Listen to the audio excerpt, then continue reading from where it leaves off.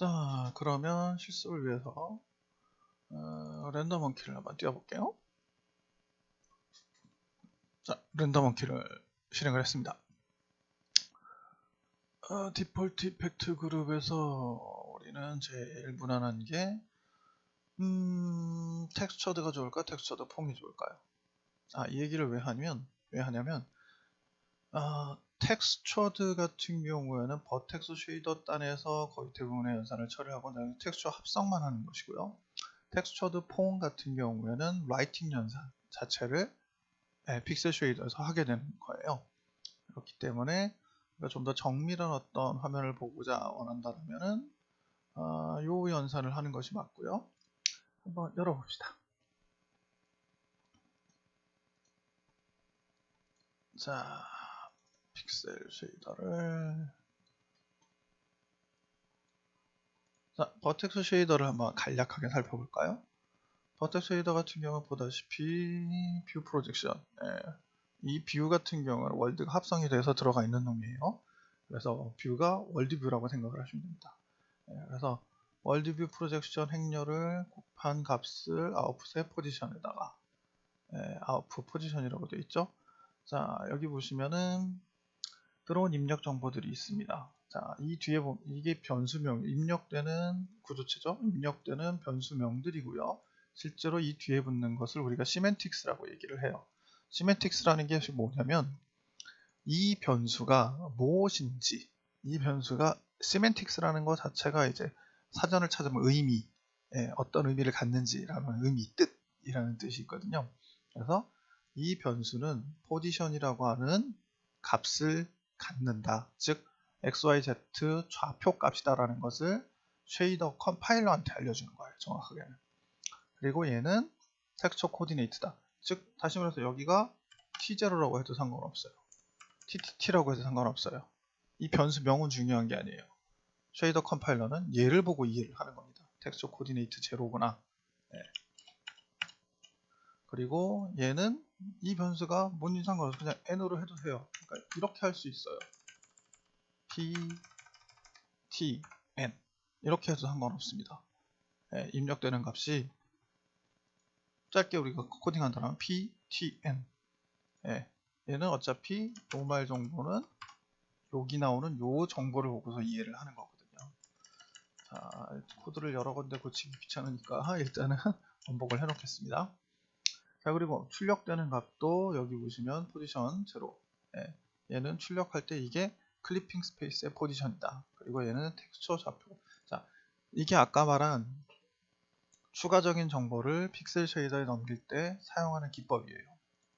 픽셀 쉐이더에 넘길 때는 텍스처 좌표라고 하는 0번, 1번, 2번, 3번이라고 하는 요 시멘틱스를 통해서 넘기게 됩니다. 즉 변수명은 노말로 되어 있죠. 즉 우리는 노말 정보를 넘길 건데 실제로 픽셀 쉐이더에서는 값을 넘기게 얘는 텍스처의 좌표로 넘어간다는 뜻이에요. 추가적인 정보 값들을 얘네들을 사용을 해서 넘긴다는 뜻입니다. 텍스처 좌표, 뷰 디렉션, 라이트 디렉션, 노말. 자, 봅시다. 어떻게 되나.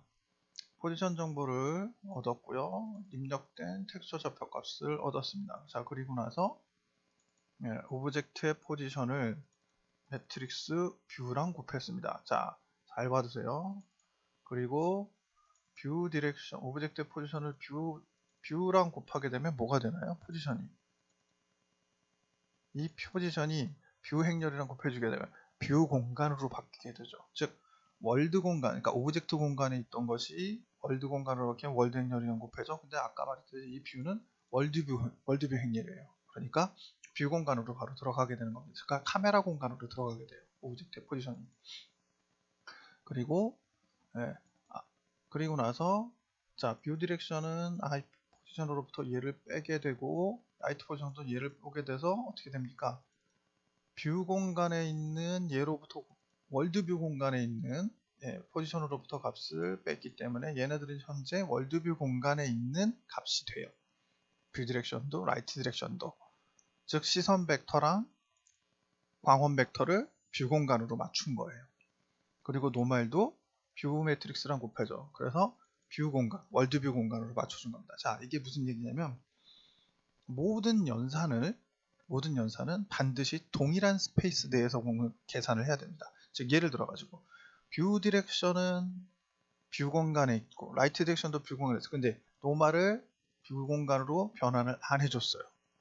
그럼 어떻게 될까요? 얘는 로컬 스페이스에 있겠죠, 아직. 네, 월드뷰가 아닌 로컬 스페이스에 노말일 거예요. 서로 다른 공간에 존재하고 있죠. 네, 서로 다른 공간에 존재하고 있을 때 이 연산은 전혀 우리가 결과값을 알 수가 없습니다. 엉터리 결과가 나오는 거예요.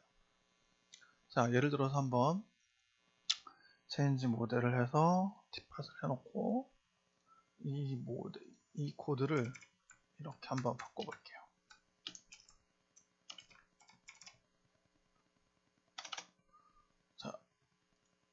자, 어떻게 돼요? 라이트가 전혀 먹지를 않죠.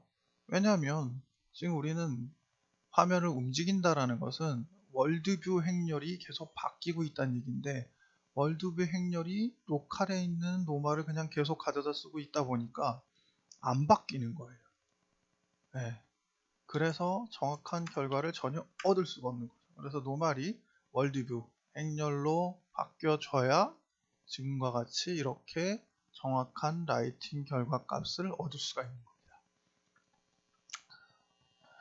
자, 그래서 버터 쉐이더에서 가장 중요한 건 뭐냐면 예전에는 여기서 라이팅 연산도 많이 하긴 했지만 지금 같은 경우에는 지금 보다시피 어떤 공간, 스페이스, 행렬 연산이라든가 이런 부분 픽셀 쉐이더에서 행렬 연산하는 경우는 거의 없습니다. 왜냐하면 부하가 크기 때문에 거의 없고 여기서 어떤 공간에 관련된 데이터 값들을 만들어서 픽셀 쉐이더에다 넘기고 픽셀 쉐이더에서는 이렇게 받은 다음에 그 값으로 실제로 라이팅 연산을 하는 거죠. 자, 이 코드를 한번 차근차근 한번 살펴볼게요.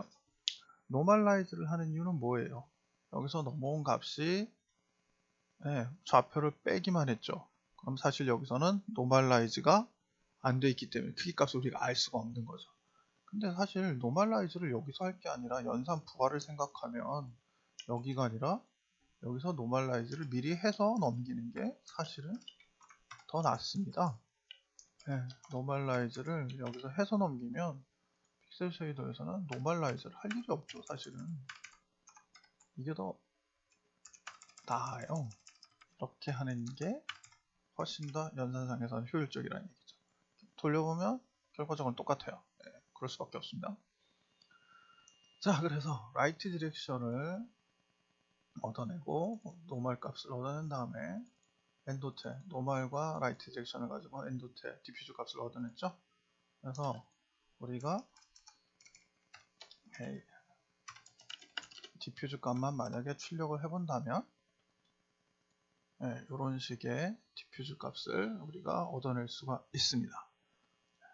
그리고 나서 리플렉션, 반사 벡터를 얻어내죠. 반사 벡터는 수식이 어떻게 생겼나요? 반사 벡터 이렇게 생겼죠. 반사 벡터를 구할 때 우리는 R이라고 하는 반사 벡터를 구할 때 우리는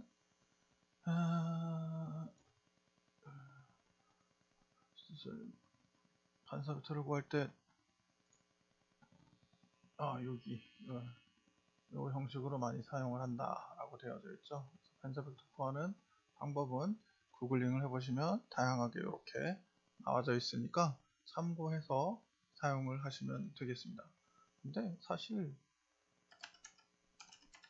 리펙트라는 반사 벡터 구하는 함수가 있어요. 네. 리플렉터라는 반사 벡터를 구하는 함수가 있어서 사실은 그걸 쓰나 이걸 쓰나 결과는 똑같습니다. 그래서 리플렉트라고 하는 HLSL의 리플렉트라는 함수를 열어보면은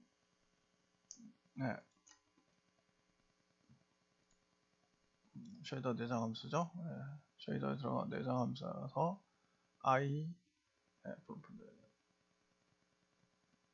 입력 벡터고요. n이 노멀 벡터. 입력 벡터와 노멀 벡터 두 개가 있으면 자동적으로 반사 벡터를 구해주는 리플렉터 함수를 쓰셔도 상관이 없습니다.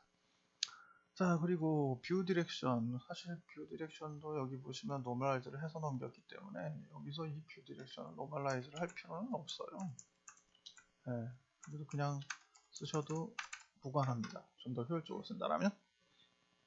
네, 그리고 반사 벡터와 뷰 디렉션. 네, 요걸 사용을 해서 r.v를 구하고 있습니다. r.v를 왜 구하는 걸까요? 자, 요거죠. 이 부분을 보시면 기본적인 확산광 디퓨즈 라이트를 구할 때 엔도텔을 하듯이 반사광을 구할 때는 이제 여기 보다시피 반사 벡터를 구합니다. 근데 이때 반사광의 값은 r.v. 자, 보시죠. 이게 v가 시선 벡터예요. 여러분의 눈입니다. 그리고 이게 반사광이에요. 생각을 해보세요. 빛이 입사를 해서 반사된 빛이 내 눈에 다이렉트로 들어온다면 가장 밝은 반사광을 나타내겠죠. 네, 눈이 반짝반짝 거릴 거예요. 근데 이 값이 떨어지면 떨어질수록 반사광이 약해진다는 얘기죠. 그러니까 반사광과 반사 벡터랑 시선 벡터랑 두 개를 내적해 보면 우리가 반사광의 밝기를 얻어낼 수가 있게 되죠. 근데 이 반사광의 밝기가 그냥 쓰면 너무 밝기 때문에 제곱이라는 걸 통해 가지고 어느 일정 정도 밝기 값을 조절을 해줍니다. 여기 보시면은 앰비언트, 디퓨즈, 스페큘러 이 세 개의 값을 합하면 최종적으로 우리가 원하는 일반적인 렌더링 연산 결과가 나오게 되는 거죠. R.V의 n승. 근데 문제는 이제 R.V의 n승이라는 요거 자체가 물리적으로는 사실 근거가 없는 거예요. 적당히 우리가 이 n값을 조절함으로써 반사광의 값을 조절을 하는데 아트가 주로 이제 이 값을 조절을 하게 됩니다. 근데 문제는 뭐냐면 물리적으로 근거가 없기 때문에 그래서 이것 때문에 이 반사광을 좀 더 과학적으로 접근해서 물리적인 팩트에 입각해서 값을 만들어보자 해서 나온 게 PBR 혹은 PBS Physically Based Shading, Physically Based Rendering이라고 하는 PBR, PBS라고 하는 새로운 렌더링 기법들이고 최신의 엔진들은 전부 다 이 PBR 기반으로 되어져 있죠. 그러나 우리는 일단 공부를 하는 입장이니까 그런 걸 신경 쓰지 마시고 자, 뷰 디렉션으로 해서 R.V를 우리가 구했죠. 이 R.V를 한번 찍어봅시다. 어떻게 생겨먹었나. 아하, 이렇게 생겨먹었구나 라는 걸 우리가 알 수가 있죠. R.V가 굉장히 많이 퍼져 있죠. 그래서 사실은 이런 식으로 해서 출력을 하는 게 정석입니다. 요게 반사광을 구할 때 사용되는 거예요. 스페큘러 파워라고 되어 있는데 이 파워라는 게 스페큘러의 강도를 나타내는 게 아니라 스페큘러의 제곱, 몇 제곱을 할 것이다. 지금 25제곱을 하고 있죠. 그러니까 이 값이 적으면 적을수록 자, 내적을 하게 되면 0부터 1 사이의 값이죠. 최대값이라고 해봐 1이죠. 1보다 작은 값은 제곱을 하면 할수록 작아져요. 1보다 큰 값은 제곱을 하면 할수록 커집니다. 그러니까 제곱을 하면 할수록 얘는 작아지겠죠. 그래서 이럴 때는 이게 반사광인데 이 값이 적어지면 적어질수록 이런 식으로 하이라이트가 적어지게 되고 그래서 점점 더 좀 더 반짝거리는 모습을 우리가 볼 수가 있게 되는 거죠. 그래서 R.V를 통해서 스페큘러의 값을 스페큘러 파워로 조정을 하는 겁니다. 즉 이 파워라는 건 여기 나오는 파워 함수 제곱 값인 것이지 강도를 나타낸다는 게 절대로 아니에요. 흔히들 오해할 수 있는 것이 바로 이 부분입니다. 자, 그러면 최종적으로는 어떻게 우리가 렌더링을 하게 됐냐. 텍스처 컬러 값을 얻어오죠. 베이스 컬러 한번 출력해 볼까요? 아무런 라이팅 없이 텍스처 값만 출력을 하게 되면 이렇게 생겨먹은 놈입니다.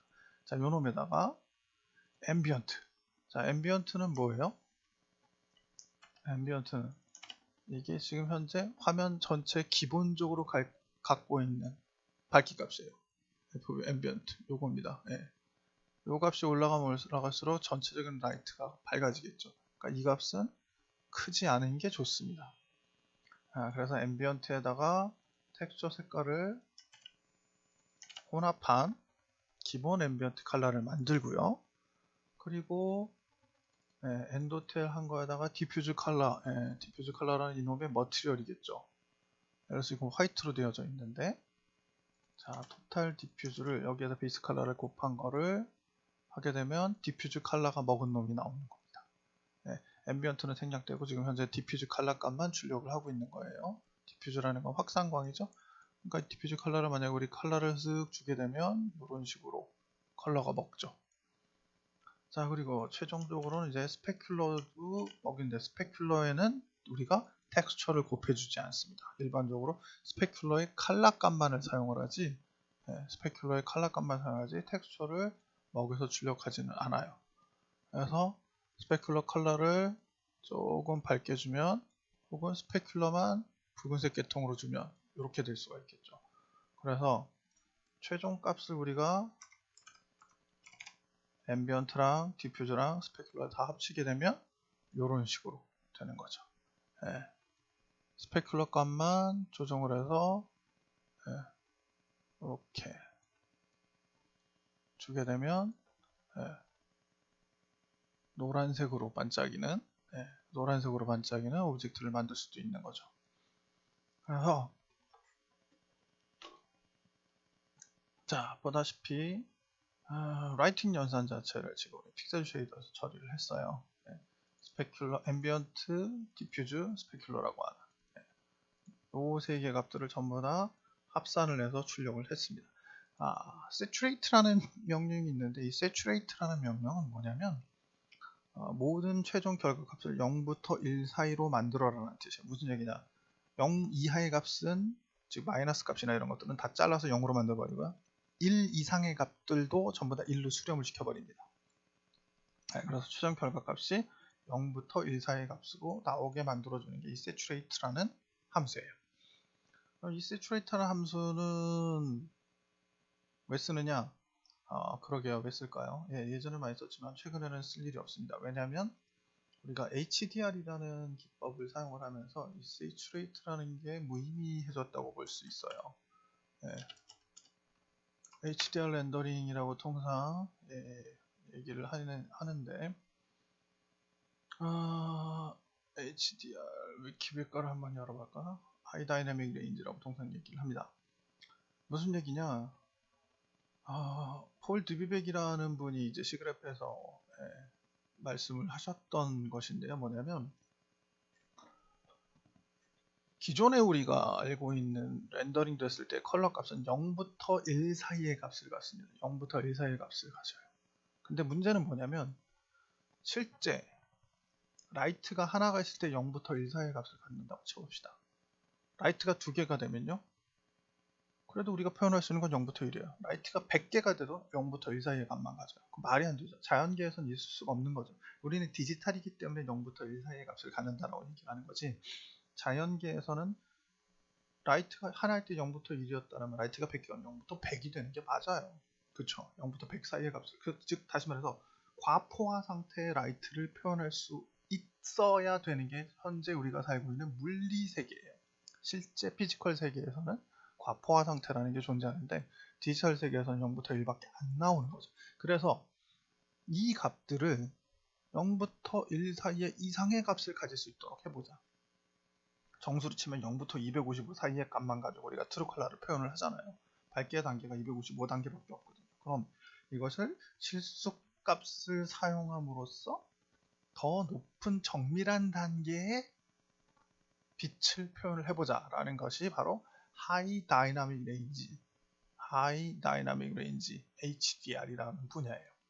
이거에 반대되는 분야로 LDR이라고 하는 게 현재 우리가 알고 있는 기존의 0부터 255단계 이 단계로 표현을 하자라는 게 바로 LDR이야. 그러니까 원래는 LDR이라는 용어가 없었는데 HDR이라는 용어가 나오면서 이거에 반대되는 개념으로 LDR이라는 용어를 쓰기 시작을 한 겁니다. 그래서 여기 보시면은 최대 밝기를 할 때 저는 0부터 해서 8비트 고정소 수정값을 사용을 했는데 지금 32, 60에서 더 많은 부정소 수정을 사용을 해서 디스플레이를 표현할 수 있는 거 더 크거나 작으면 세밀하게 표현할 수 있도록 하였다. 즉 다시 말해서 디스플레이 자체는 0부터 1 사이밖에 표현 못해요. 0부터 255 사이의 정수값밖에 표현을 못해요. 이 시당초 디스플레이는. 모니터 자체가 표현할 수 있는 게 아니라 내부적으로 연산을 할 때 고정밀도로 연산을 하자라는 것이죠. 고정밀도로 연산을 해서 더 다양한 컬러나 밝기 값들을 표현을 하고 이렇게 만들어진 값을 최종적으로 모니터는 0부터 1밖에 안 된다고 얘기했잖아요. 그러니까 모니터에서 표현할 수는 0부터 1단계로 톤 매핑을 하자. 0부터 1 사이로 표현할 수 있는 톤 매핑이라는 걸 통해서 내부적으로 이런 데이터가 만들어졌지만 최종적으로 톤 매핑을 통하게 되면 이런 데이터로 바뀌게 된다는 것이죠. 내부적으로 있는 데이터가 모니터에서 표현될 때는 최종적으로는 결국 0부터 1 사이의 값으로 바뀌어야 된다는 것이죠. 이게 일종의 톤 매핑. 여기 보시면 이제 노트를 정도가 이렇게 다른데 이게 HDR로 만들어진 데이터라고 했을 때 톤 매핑을 통하게 되면 우리가 적정한 톤 매핑을 어떤 톤 매핑 기법을 쓰느냐에 따라서 노출도를 어떻게 하느냐에 따라서 실제 내부에 있는 데이터는 이렇게 생겨먹은 거예요.